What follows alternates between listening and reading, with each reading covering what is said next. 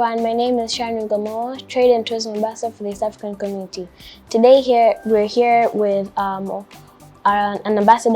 global ambassador for Sharon Veronica Foundation, Ambassador Veronica, to discuss on the things about climate advocacy and how kids, children and youth are involved.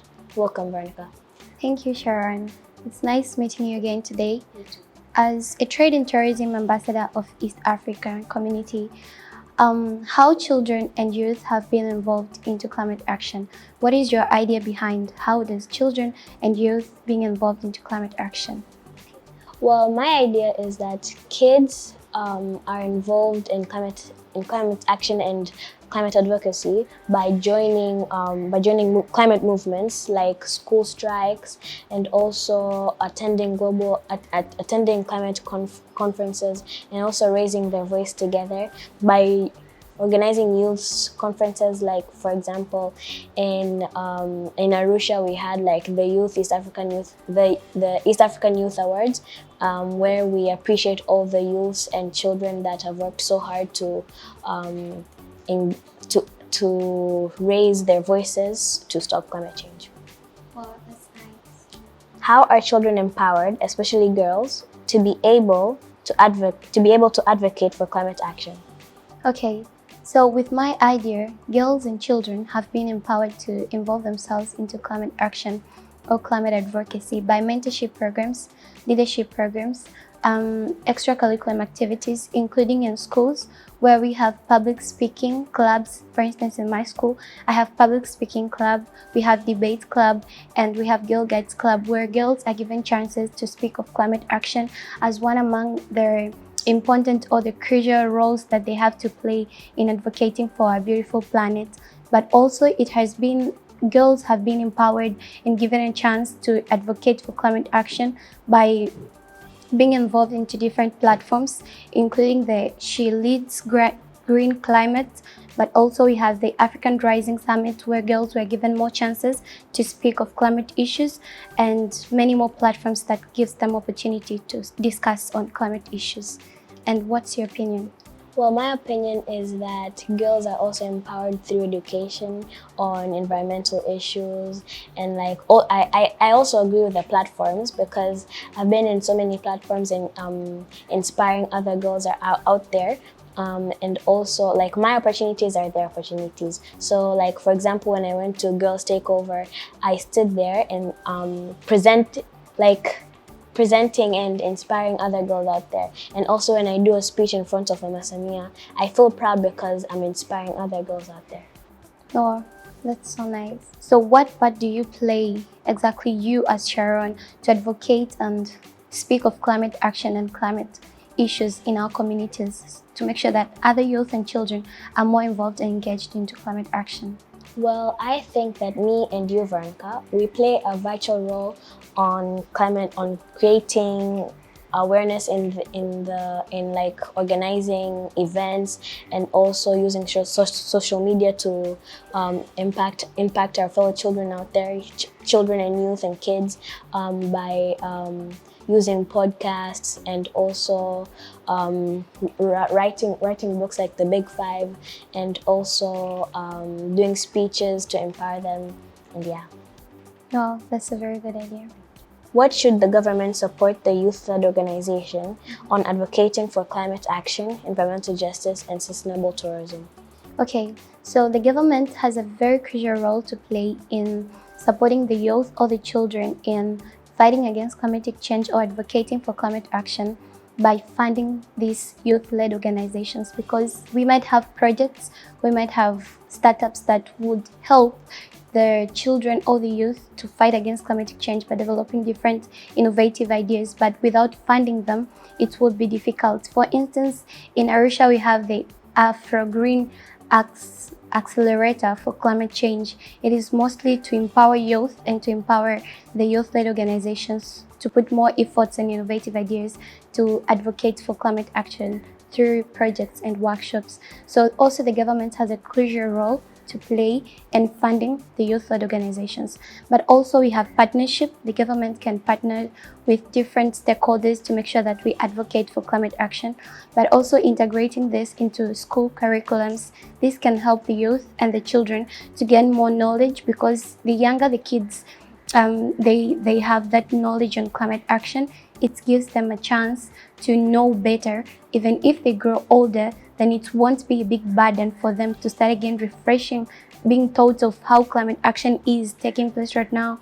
They see massive effects, but when they're younger, when they're educated at the younger ages, it is easy for them to gain more knowledge at the younger ages and grow up with that knowledge until to when they're adults and educate their kids also.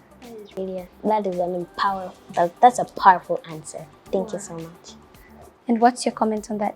Well, my comment is that I think you're right, because governments also do help children and youth by empowering them and advocating them into raising their voices in climate change, and also empowering them to do more things, because we children are really powerful if we're really together. So I think you're very right. That is a very powerful answer too, because also I remember you went for the COOP 27 last year. So also being involved into policy formulation, it is a powerful thing, because we get chances to discuss on the tables with the world leaders on how we need more progress on climate action and put more efforts to advocate for this. So Sharon, what is that one way, or that very best way, that children and youth can be brought together as one voice to raise awareness on climate action on our own communities? Well, I think there are many different ways to bring children and youth together. Number one is fostering inclusive platforms, promoting education on environmental issues in schools. For example, when we gather the Sharon Veronica Foundation team to go to different schools, we also talk about how kids and youth are involved in stopping climate change, so that it doesn't ruin our future, because we're basically the future. Yeah, sure. And if we want a better future, we also have to work on it, because we are the future and we have to depend on ourselves to make a better future in the future, basically. And also by leveraging social media for outreach. For example, when we do podcasts, when we do those podcasts, we talk about climate change and how kids are involved in stopping climate change, and then we post those so that children out there could see how we are really powerful as human beings to stop our future from being destroyed. And also, I would also say that kids get to learn faster if we teach. Like, for example, if like an adult teaches a child, they won't understand better. But if we teach our a kid, like, they get to understand better because it's coming from us. Like, they know that if they try, because we're trying, they get empowered, so they have that power to stop climate change. And I really think there are many different ways to bring children and youth together. Yeah, it's a good part. I can also speak of the youth-led workshops. Back in Arusha, me and Andrea, one of the ambassadors, where we had a climate dialogue Monday, we had an opportunity to discuss with our fellow youth to know what do they know about climatic change, what do they know about climate action, how do they involve themselves into climate action, and what can we do, we as youth, to put more energy in fighting against climatic change and mitigate the effects that our communities today are facing. That's good. And at school, we also have community service as a club, where we, for example, we take like 1 hour or 2 hours to go out of school and to go to different schools. Like, for example, the disabled kids, we go to see them, we bring books, we bring food, gifts to them, so that they also feel love, and that we're all human beings, and like we get to empower leaders to also stop climate change together. Yeah, that's a very good idea. Okay, Veronica, as a global ambassador for Sharon Veronica Foundation, what are your plans for 2024 and beyond? As an ambassador of Sharon Veronica Foundation, I know that I play a crucial role in advocating for climate change and speaking more of issues that are important to the youth and for our future. So I plan of doing or releasing 3 books in the next year, 2024, that will speak of climate action, but in a different way that will be more interesting to pull over more kids, more children, and more youth to involve themselves into climate action. I'll do more of poems, and I'll do more of fictitious writings that will attract more kids and more youth to put more efforts in advocating for climate action.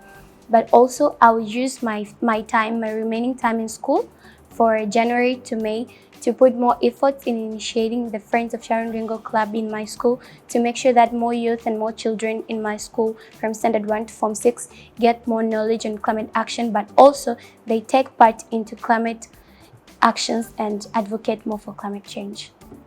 So Sharon, leaving out what I have, pulling over kids and children into climate action, you as a trade and tourism ambassador of East Africa, you advocate also for climate action in East Africa and globally. Now tell us, what are your plans, or what do you think you can do in the coming year 2024 to make sure that children and youth are more involved into climate action? Well, I have many plans. First of all is to promote my product, Do It All. It also comes with a slogan, and also to put my other two books, The Confidence I Learned from My Dad and My Voice to the World, into the marketplace. I've already put that, the big 5, into the marketplace, and now I just want to promote the other two. I also want to complete my 2 million tree planting project annually through children in schools and business institutions, so that it also goes to the 10 million tree planting project in the next 5 years. I'd also love to influence kids to come together as one to raise all of our voices, so that we could empower our leaders out there to stop climate change. Thank you so much, Veronica, and I hope to see you again and to do this again, because it was really fun. And also we could collaborate more to do to raise our voices, to speak louder, and so that leaders out there could hear our voices and do something about it. Thank you. Thank you. You're welcome. We are determined to make Africa go green and become the top tourism destination. God help us. Climate change is real. We must act now.